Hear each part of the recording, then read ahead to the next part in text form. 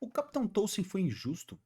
Essa daí foi a pergunta que eu fiz pra mim mesmo depois de eu ver esse título. O Capitão Injusto Kaname Tolkien, do canal O Analista. E é o seguinte, família, a gente vai fazer esse react aqui agora. Os vídeos de Bleach dele estão insanos, então tem uma lista aqui de vídeo de react de Bleach no canal.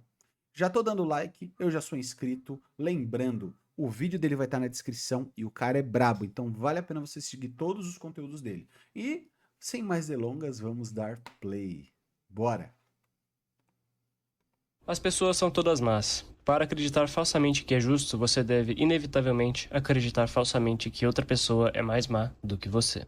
Este é o poema de Kaname Tolkien, um dos capitães que traiu a Soul Society e se aliou a Aizen, em sua busca pelo trono divino do Rei das Almas. Ok. E seu poema é bem pessimista de fato. Ele se baseia em uma equivalência onde não existe mal sem bem, e bem sem mal. Ele se baseia na própria realidade. Detalhe, esse poema, até na minha percepção, ele vai além de se basear entre bem e mal.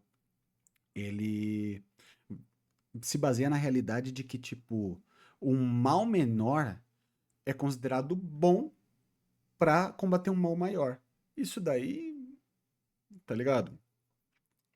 Pode fazer sentido na filosofia dele, mas subverte ele a uma pessoa, às vezes, tipo má, tá ligado? Que faz ações erradas e tudo mais. É o famoso fim justifica os meios, tá ligado? Criada pela Ordem e a Sociedade das Almas, que mantém o equilíbrio de tudo girando com o mesmo pilar. Um pilar que Tolkien considera maligno em sua essência. Em suma, seu poema simplifica bem o motivo dele querer quebrar o status quo do mundo espiritual, e também a razão dele ter se aliado a Aizen para remodelar, como um todo, o pilar e as estruturas da realidade. Ok. Hoje vamos falar desse grande personagem que, na minha opinião, é um dos mais completos em significados e tem uma das tramas mais bem construídas e fechadinhas de todo o Bleach. Sem dúvidas é um personagem muito subestimado e esquecido por muitos fãs, mas... Opa, não vai se adiantando não. Espera um segundo e já deixa seu like no vídeo, meu bom. Estamos Já deixa o like no vídeo, hein? Vou ver o cara. falando de grandes capitães de Bleach e nada mais justo que você me ajudar a continuar essa saga tão aguardada aqui no canal, né? Então Boa. deixa aí nos comentários qual foi o seu vídeo favorito dos capitães e também qual é o que você está mais aguardando. Se gostou da série, já aproveita para se inscrever no canal e também considerar se tornar membro para ter acesso a mais vídeos exclusivos como esse. E se gostar de escrita, aproveita para olhar meu livro na descrição. Bom, agora continuando sobre o Tolkien. Detalhe, esse cara aqui, ele é escritor, então a análise dele é muito, muito boa, porque ele realmente vai fundo em todos os pontos. Vale a pena. Só há uma coisa a temer, se tornar um guerreiro sem medo. Essa é uma fala de Shuhei, e a lição foi ensinada a ele por seu ex-capitão, Kaname Tolkien. Shuhei era um tenente muito leal a seu capitão, e vemos que seu respeito por ele não diminuiu nem um pouco, mesmo muito tempo após a traição de Tolkien, em que ele defende sua honra quando Kensei, o atual capitão da 9ª divisão, diz que não era mole como Tolkien. Os princípios e ensinamentos de Tolkien seguem vivendo em seu antigo tenente, em forma de respeito, mesmo com ele tendo sido responsável por tirar a sua vida. Mas, voltando para a questão de se tornar um guerreiro sem medo, para compreendê-la, devemos entender primeiro o passado de Tolkien. Kaname nasceu cego e provavelmente era um cara muito solitário, pois não temos informações de nenhum amigo ou familiar. Isso até conhecer Kakyo, que se tornou uma amiga muito valiosa para ele. O sonho dela era de se tornar uma Shinigami e trazer justiça ao mundo, e ela explicava para Tolkien a beleza do céu, estrelado e da noite em analogias, já que ele nunca pôde vislumbrá-lo. Ela dizia que as estrelas eram belas como a justiça e que as nuvens eram uma metáfora para tudo de injusto que cobria o certo nesse mundo. Enfim, Kakyo Legal. entrou na academia, teve amplo reconhecimento de Kyuraku e Ukitake, e acabou também chamando a atenção da família nobre Tsunaya Shiro, que buscava uma mulher forte para gerar bons descendentes. Desde então ela foi escolhida para se casar com o nobre daquele clã chamado Tokinada. Em resumo, ela acabou se casando, porém Tokinada não era flor que se cheire, e um dia ela pegou ele matando um aliado por puro prazer. Ela decidiu então bater boca com ele, e ele chegou a matar ela. Por fim, com a morte de Kakyo, a pena de Tokinada foi meramente uma prisão domiciliar, e isso enfureceu Tolkien. Ele foi Os privilégios, às vezes, de uma família importante, né? Fez com que a injustiça prevalecesse tanto na morte dela quanto no coração do Tolkien. Esse é um bom ponto. Detalhe, né? Muitos dos personagens de Bleach ou dos animes, eles compram o sonho dos outros, tipo o Zoro, né? Querendo ser o maior espadachim do mundo. E isso é muito legal, porque ele quer honrar uma lembrança até as últimas consequências. Talvez a gente também a gente tenha problemas de propósito ou de motivação, porque a gente não sabe o que a gente quer fazer. E quando a gente, tipo, entende o sonho de outra pessoa e esse sonho convence a gente se sente mais ativo, mais realizado e talvez tenha mais força para fazer. Eu acho que o Tolkien foi isso. ele quis buscar o que ela queria aplicar, do jeito que ela queria aplicar, porque ele sofreu a injustiça. Então, ele vai viver o sonho dela buscando a justiça. Mas até que ponto? Sendo que ele não concorda com a sociedade. Cara, bonito isso, hein? Bonito. Até o túmulo da falecida amiga e pegou sua Zanpakuto para si. E sim, a Zanpakuto dele é a da Kakyo até o fim de sua vida. Apesar de tudo isso, Tokinada acabou se encontrando com Touzen e ele admitiu que matou por prazer, já que sempre gostou de ver o sofrimento dos plebeus. Com isso, Tokinada ordena a vários guardas que agredissem Touzen, e ele é de fato agredido por vários até que todos morrem. E, em meio a tantas injustiças acontecendo em sua vida, quem o salvou foi Aizen. Ele foi a luz em meio à escuridão desoladora que assolava sua vida naquele momento. Ele era a única estrela a brilhar na noite. Então vemos que desde antes dele se tornar um Shinigami, ele sempre foi muito pacifista e desejava a todo momento trilhar um caminho com o menor derramamento de sangue possível. Ou seja, vemos que toda sua trajetória parte do medo da perda. Olhando para trás, o poema de Touzen e suas palavras fazem muito sentido. É quase como um trauma, né? Ele não quer, tipo, viver aquilo de novo, ele não quer passar por aquilo, pela violência. Muito legal. Agora que sabemos quão horrivelmente as esperanças de um jovem inocente e cego foram literalmente reduzidas a pó por um nobre insensível. Um Shinigami que já nasceu na escuridão e que não teme o escuro, e que por escolha própria decidiu seguir Aizen graças ao seu descontentamento com as injustiças da própria realidade. Para ele, Aizen tomar o posto de Rei das Almas representa basicamente um menor derramamento de sangue a longo prazo, já que caso fossem bem-sucedidos, tudo poderia mudar para uma realidade ainda mais pacífica. Isso me lembra muito a própria filosofia de Yhwach. Em um breve paralelo, é dito que Yhwach detesta conflitos e que ama a paz acima de tudo. E eu não me impressionaria em nada que Touzen pudesse ficar ao lado dos Quincy's durante a guerra, se sua trama tivesse seguido por esse caminho. Seguido por essa sua ampla motivação, vemos um paralelo direto também com Zaraki nesse sentido, e que ele sempre desprezou Zaraki por trilhar o caminho da violência e da brutalidade desnecessária. Não é à toa que a primeira luta real que vemos do Touzen é dele contra o Zaraki, juntamente de Komamura. O mais irônico é que, mesmo sendo nitidamente violento e desnecessariamente agressivo, Zaraki estava enfrentando um dos verdadeiros inimigos da Sociedade das Almas, o pacífico e calmo Touzen. Nessa batalha contra Zaraki, vemos tanto a Shikai... É muito legal esse contraste, né? Porque, tipo, pô, a gente julga o Zaraki como um vilão no começo. Pela arrogância, pela agressividade, pelo prazer em matar. Então ele jamais se torna um herói. Ele, no máximo, é um anti-herói. Mas o Touzen não. Um cara que luta pela justiça, sereno, tipo, com desvantagem. Aí você fala assim, pô, ele vai ser o herói, vai ser o vilão. Ou, aliás, vai ser o herói, vai ser o mocinho da história.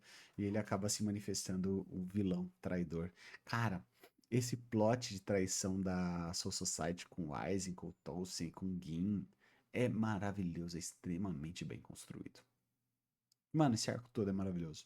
De Touzen contra sua Bankai, e existem alguns significados muito interessantes em ambas as habilidades. A simbologia do grilo em Touzen é demonstrada em vários momentos durante sua vida, tanto em suas técnicas como em sua forma final. O grilo é um animal noturno e que faz sons frequentemente, mas no Japão ele também representa a brevidade da vida. É interessante ver que o autor se atentou a esse detalhe, pois diversas técnicas do Touzen são sonoras, e o grilo, além dessa característica, também entra bem no conceito da noite, como vimos... mas isso daí também acaba sendo... Pô, tinha outras opções, mas o fato da sonoridade, tipo, o ponto de você identificar a sua localização, já que você não tem a visão, é um pouco mais óbvio, eu achei. Eu não achei uma sacada assim tão brilhante. Mas é interessante o jeito que é explorado tudo, né? Porque daí a desvantagem dele se torna uma vantagem. Na história de Touzen com Kakyo, onde o céu noturno tem uma importante participação e significados. Sabemos que a Shikai de um Shinigami é o aspecto de sua personalidade que ele demonstra para os outros, enquanto a Bankai representa literalmente o interior e a verdadeira personalidade do mesmo. No caso de Touzen, diversas técnicas que ele utiliza são baseadas no som como meio de ataque e também de controle, como a primeira liberação de sua Shikai, que é executada com o comando Shori, em que ele usa o som para derrubar Ishida. No caso, Shori pode ser interpretado como choro de lágrimas e tudo mais, mas eu acredito que o mais provável seja o sentido do som mesmo, já que cry em inglês não significa apenas choro, mas também o som emitido por algum animal. A primeira forma de sua Shikai, representando a forma em que ele quer transmitir aos outros nesse cenário, é um ataque indolor e pacífico, assim como tudo que ele prega. Ele simplesmente desmaiou o Uryu sem qualquer dano, e essa primeira liberação demonstra literalmente a faceta pacifista de sua justiça, enquanto a segunda liberação representa a faceta punitiva de sua índole, onde vemos que ele cria centenas de lâminas que chovem contra seus oponentes. Já sua Bankai demonstra outro aspecto realmente contrário das liberações configurações de sua Shikai. Enquanto a Shikai demonstra as facetas de sua justiça distorcida, sua Bankai utiliza a ausência da justiça juntamente da ausência dos sentidos. Sua Bankai se chama Suzumushi Tsuikishiki Ema Korogori e significa literalmente forma final do grilo, jardim do silêncio. Também pode ser traduzido como grilo demoníaco ou coisa do tipo. Enfim, para liberar sua Bankai, Touzen deve liberar 9 argolas para liberar uma área de completa ausência de sentidos, com exceção do tato. Cada uma das argolas representa uma das 9 pinturas da morte, que são parte da cultura japonesa para ilustrar o ciclo da vida de um indivíduo. Também é interessante perceber que existia uma argola na Zanpakutou dele, que antes era de sua amiga Kakyo, que na minha humilde opinião, significa que o ciclo da vida dela foi concluído. Esse efeito da negação dos sentidos de Touzen chama de Mumyo, que no budismo Então a argola seria como um círculo mesmo, né? Um círculo com começo, meio e fim. Cara, legal. Legal. Onde começa e termina ao mesmo ponto. significa ignorância, ou ausência de iluminação, fazendo alusão tanto à perda dos sentidos dos seus oponentes, quanto à percepção dele perante a índole dos mesmos. A justiça é cega, e esse tema tem sido frequente em diversos tipos de mídia e principalmente no simbolismo utilizado na própria vida real. A ilusão da neutralidade e igualdade passada pela cegueira faz acreditar que todos somos iguais por olhos cegos, e que, assim, seremos tratados de maneira justa e sem privilégios ou pesos diferentes na balança do sistema. E notem como eu disse balança. A origem de toda essa simbologia começa com os egípcios e com sua deusa Maat, a deusa da verdade, ordem e justiça. Mano, olha na onde esse maluco tá indo, velho. Já tá, tipo, 3 camadas abaixo do básico do Bleach.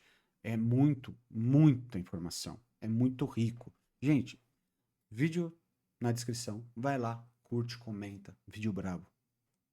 Ela empunha consigo uma espada, mas ela não é cega e nem utiliza uma balança. Como bem sabemos, a cultura grega bebeu muito da fonte dos egípcios e se baseou bastante neles para compor o panteão grego. Posteriormente, na Grécia, temos a deusa Temis, que era a deusa da consciência coletiva, da ordem social, justiça divina e tudo mais. Muito similar a Maat, porém com a diferença de não utilizar uma espada, mas sim uma balança e ser vendada. O que temos hoje em dia é a junção dos elementos dessas duas entidades, em que, em uma mão, temos a balança representando o equilíbrio e na outra, temos a espada representando a punição para quem ferir esse equilíbrio. Tudo isso em uma entidade cega. De todos esses elementos, Touzen detém todos com exceção da balança, assim mostrando sua falta de equilíbrio em meio à justiça, e também propondo seu apoio a Aizen. Porém, como poderia uma justiça ser feita de maneira correta se a entidade é de fato cega? Essa é a problemática de Touzen. Toda a dinâmica com Komamura parte do princípio de sua cegueira ser um fator crucial para a aproximação dos dois. Isso porque, inicialmente, Komamura tinha vergonha de sua própria aparência, e Touzen era incapaz de o ver com detalhes. Isso fez deles grandes amigos pelo fator de sua aproximação indiscriminada. Porém, tudo muda a partir do momento em que Touzen adquire sua Resurrection. Sua Resurrection se chama Grilar Grilo e significa grilo enlouquecido, e nós sabemos que uma Resurrection é a forma mais instintiva dos Hollows. Ou seja, nessa forma, Touzen se torna o próprio grilo que sempre mencionou em suas técnicas e finalmente se torna capaz de enxergar o mundo com seus próprios olhos. É por causa de sua visão que ele também faz uma das cenas mais arrogantes em que ele, vendo Komamura pela primeira vez, zomba de sua aparência como todos os outros sempre fizeram com ele. E para os gregos, a beleza era Cara, esse final aí é muito triste pro personagem tão bem desenvolvido. Mas isso mostra que ele tá se aprofundando nas trevas a todo momento, mano. Mas é triste, na moral. uma parte fundamental da justiça, pois para eles havia uma existência de um aspecto divino para o belo e o simétrico. Se você fosse belo, logo era mais próximo do divino e, portanto, muitas vezes era até mesmo bem tratado pela justiça na sociedade, tendo mais regalias e punições menos severas. O que é irônico no caso de Touzen, pois ele era inequivocamente muito mais feio que Komamura e nem sequer percebeu isso ao julgar o mesmo. Quando era cego, Touzen possuía ideais e uma postura muito mais sensata, também fazendo uma referência a como a iluminação nem sempre traz consigo a sensatez. Até porque, nesse caso, a visão de Touzen apenas serviu como intermédio de sua própria derrota. Além disso tudo, agora Touzen é o próprio grilo, e possui poderosos ataques sonoros, e uma de suas técnicas também se trata de desenhar 9 argolas no ar, onde ele recria toda a questão das pinturas da morte, já citadas em sua Bankai. Vale constar que sua Zanpakuto, assim como a de todos os espadas, se fundem a seu corpo durante sua Resurrection, ou seja, é elementar que várias de suas habilidades como Hollow sejam derivadas de sua Shikai e Bankai. E, por fim, nada melhor que uma ótima morte para encerrar o ciclo de vida de um personagem complexo e bem escrito como Touzen. Muitos dizem que Hisage foi o responsável pelo fim da vida de Touzen, mas eu não vejo exatamente dessa forma. É fato que ele deu o golpe final, mas o golpe de misericórdia veio pelas mãos do Aizen. E isso é muito importante se for parar pra pensar, pois, simbolicamente falando, ele morreu pelas mãos daquele que considerava a verdadeira justiça, e quando deixou A morte de Touzen também pode ser vista como piedosa, pois Aizen o eliminou para não entrar em conflito consigo mesmo. Cara, legal isso, hein? Tipo, um momento de compaixão do Aizen, um grande vilão. Deixou de ser útil para o mesmo, foi executado como nada. Em seu fim, Tolzen pagou por seus erros e por ter vivido em plena injustiça. E é isso! Senhores, esse vídeo... Cara, vídeo excepcional, vale muito a pena curtir, compartilhar. E é o seguinte, se curtiu o react também curte, compartilha. E eu vou deixar na descrição também o meu canal principal, que é o @SuperNerdstar. Aliás, canal Super Nerdstar. Vale muito a pena dar uma conferidinha lá, porque tá saindo uns vídeos de Jujutsu aí embaçado. E lá eu faço vídeo ensaio também, igual eles. Espero que você curta e Super Nerdstar, tchau!